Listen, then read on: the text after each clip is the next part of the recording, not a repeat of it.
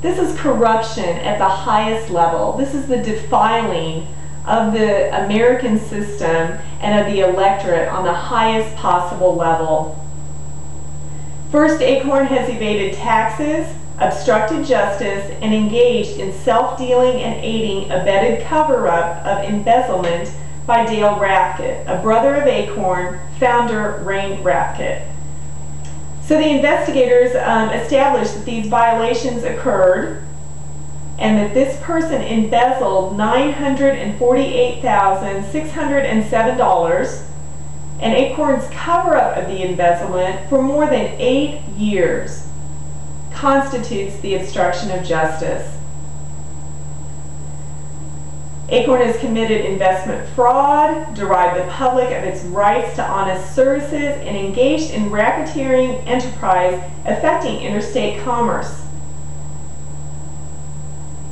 So these investigators have documented that Acorn's use of charitable contributions against donor intent, the secret transfer of donor funds to recover losses due to the embezzlement that they covered up, and they received millions of federal dollars. They provide financial incentives to employees who meet voter registration quotas, which we said that in fact of 1.3 million registrants in the 2008 election, 400,000 were rejected. To date, nearly 70 Acorn employees have been convicted in 12 different states for voter registration fraud. No federal charges have been filed against Acorn's directors. In fact, a Pennsylvania judge, after holding a low-level Acorn employee liable for election law violations, noted somebody has to go after Acorn. Third, in this report, it says that Acorn has committed a conspiracy to defraud the United States by using taxpayer funds for partisan political activities. The committee goes on to say that they have investigated and unearthed documents that Acorn and its affiliates conducted meticulous research that fed aggressive campaign initiatives designed to elect Democratic candidates in targeted races. Acorn forged both formal and informal connections with former Illinois Governor Rod Blagojevich, Ohio Senator Sherrod Brown, and President Barack Obama, among others. Each of these campaigns received financial and personal resource contributions from Acorn and its affiliates as part of its scheme to use taxpayer money to support a partisan political agenda. That means that taxpayer money was used to support candidates that me as a conservative, I didn't support any of these candidates. These actions are a clear violation of numerous tax and election laws. The documents go on to reveal that Acorn's political agenda, a strategic plan in states that are important in mobilizing existing progressive voters. Acorn and similar groups create new progressive voters. In the same document, Acorn acknowledges that it issues campaign plays a dual role of attracting new members and educating and politicizing existing members. In other documents, Acorn affiliates take credit for the election of former Illinois Governor Rod Blagojevich. And in 2006, Acorn affiliate, the Service Employees International Union, efforts to elect Blagojevich and advance partisan politics or agenda are called flawless. Moreover, documents provide that former Acorn employees contained in this report demonstrate a degree to which Acorn and Acorn affiliates organized to elect Barack Obama in 2008.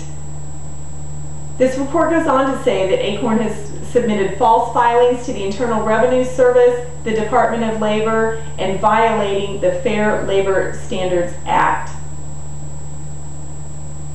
So, SEIU Local 100, under the direction of Acorn founder Wade Rathke, filed bogus reports with the Labor Department in order to conceal embezzlement, and Acorn violated the overtime and record-keeping provisions of the FLLS.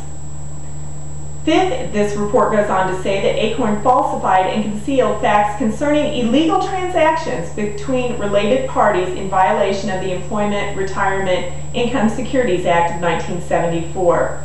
So the evidence contains in this report that Acorn's stated purpose to promote grassroots civil participation has been perverted through fraudulent and illegal acts.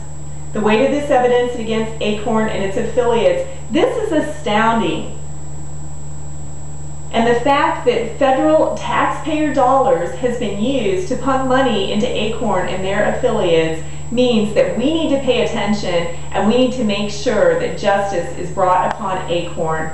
And no matter how hard they try to form other groups or to sidetrack their maneuvers, that we, the American people, we Missourians, me as your next United States Senator, are going to continue to be vigilant about bringing Acorn to justice.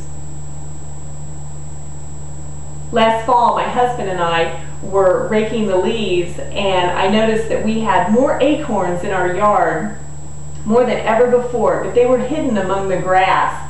And what we had to do was take the leaf blower and blow those acorns out into the street so that we could see them and pick them up. And my husband surprisingly joked, "Senator Nichols cleaning up the acorn mess." But I thought there was such a strong parallel that these acorns, there were so many of them, but they were actually hidden and concealed within the grass. And until we got the leaf blower out with might and with power and blew all of those acorns to the surface where we could pick them up on the street, we had no idea how many acorns. It seemed there was a mass multitude of those acorns. And so it is with the Acorn establishment. We, the people, are going to be the leaf blower that blows all the Acorn affiliates and their fraudulent activities to the surface. So make sure that you keep up to date on Acorn's activities and vote for me, Kristi Nichols, your next Missouri United States Senator. I know how to clean up the Acorn mess, and I know how to be a servant of the people. Be sure to check out my website on KristiNicholsForSenate.com. Together, Missourians, we can, and we will, and we shall make a difference.